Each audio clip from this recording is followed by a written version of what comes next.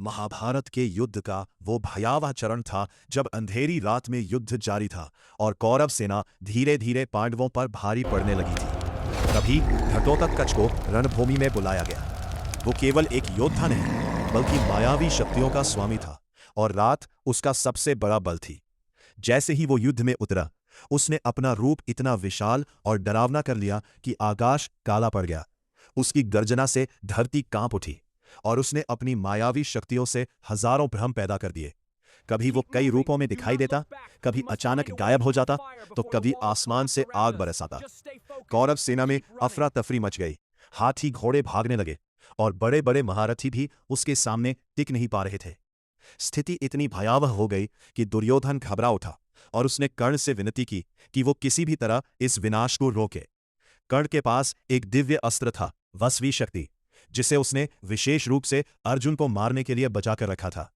लेकिन उस समय परिस्थिति इतनी विकराल हो चुकी थी कि उसे अपना सबसे बड़ा अस्त्र अभी ही प्रयोग करना पड़ा। जैसे ही कर्ण ने वो अस्त्र छोड़ा, आकाश बिजली की तरह चमक उठा और वह सीधे घटोत्कच की ओर बढ़ा।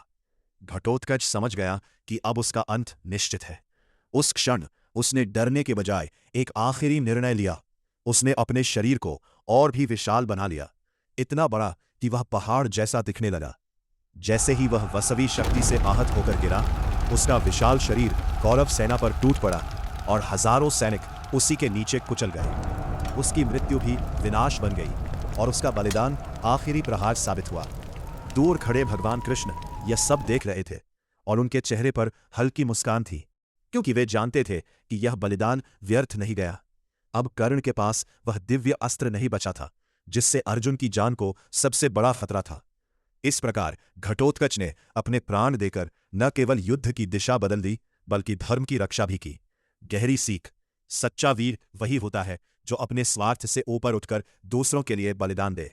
कभी कभी जीत केवल ताकत से नहीं, सही समय पर किए गए त्याग से मिलती है। जीवन में कुछ फैसले ऐसे होते हैं जहां हार कर भी इंसान सबसे बड़ी जीत हासिल करता है।